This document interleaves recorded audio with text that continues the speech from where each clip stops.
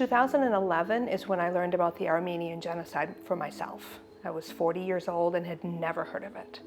So I decided then that this needed to change. And so by coming here to Armenia, and I jumped at the chance to apply.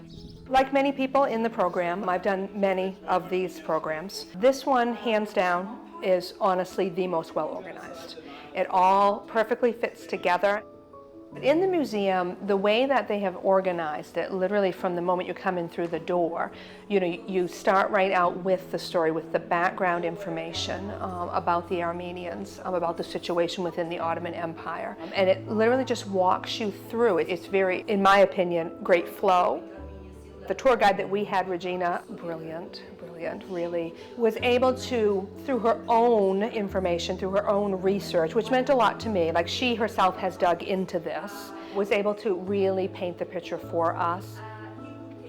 There was another layer there that I felt more connected to, rather than just walking through a museum by myself like, oh, what's this, or what could that possibly be? The fact that we've had pretty much free reign, is a dream come true, for a teacher. One of the things that struck me this week is a new exhibit that's here, temporary exhibit on women in the Armenian Genocide, and some of the ways that they not only survived, they fought, they resisted. And there was a small exhibit that had 2 cubes of sugar. In the States, sugar cubes are just teeny tiny, so these were large, and the children licked them. And you could still actually see, the depression from where, with their tongues.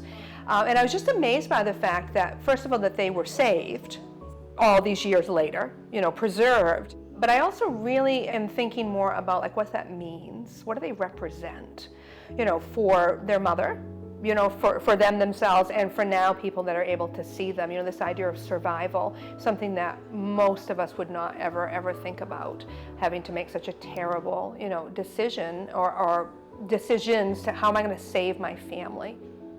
What I was looking for, honestly, in this program is to have that passion for it. Otherwise, I feel like I'm just teaching some information, and now I feel like I have an attachment and I'm going to be able to take that passion back and hopefully ignite it in others as well.